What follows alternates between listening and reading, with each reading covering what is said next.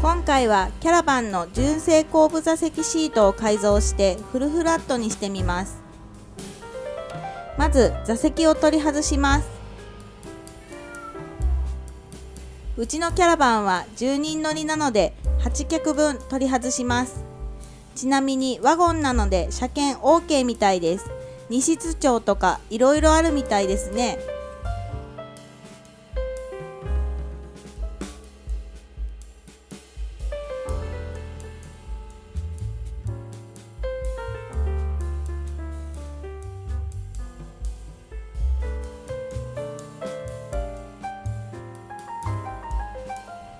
純正シートのリクライニングはこれで最大です。前はこのくらいですね。シートのロック機構を改造するためカバーを外します。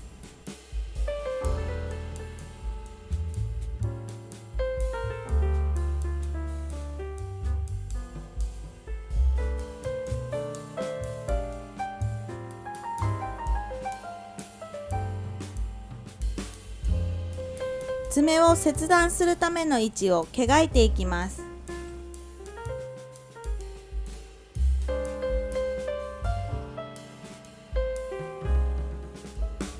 だいたいこの辺りを切断すると前も後ろも完全に倒れるようになります。内側のカバーも切断の邪魔になりそうなので取り外しました。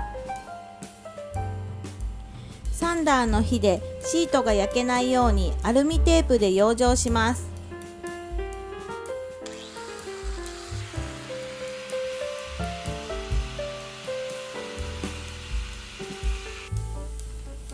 シートも一緒に切っちゃいそうなので完全には切断せず、最後はペンチで曲げ曲げして取り外します。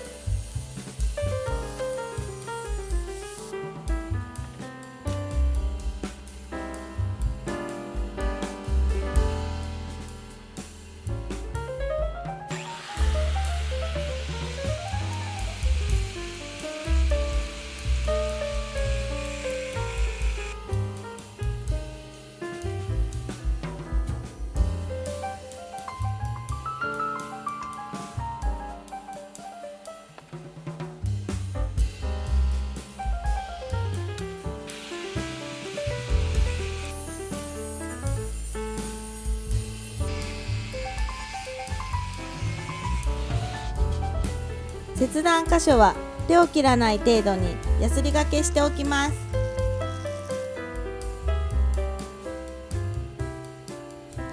ヘルニアの夫が日を分けてこの作業を8脚分なんとかこなしました。2列目と3列目はバックドアから出し入れするとやりやすいです。では完成した可動範囲を見ていきます。腕で見えづらくてすみません。リクライニングは任意の位置でロックできます。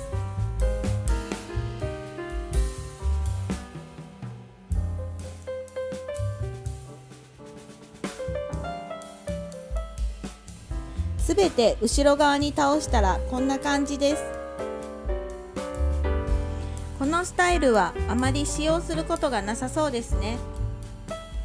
後部座席に乗る人たちが仮眠を取るくらいですかね。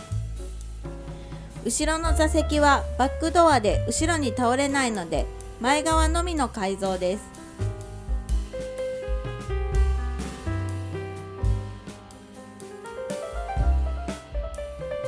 前側に倒すとこんな感じです。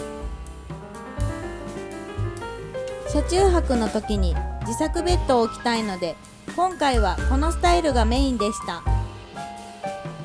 しっかりロックはされますが安全性など保証はできないので参考程度でお願いします。次回はこの上に置くベッドというかマットを自作します。最後までご視聴ありがとうございました。これからもステルスキャンピングカーを目指して DIY していきますので、よかったらチャンネル登録お願いします。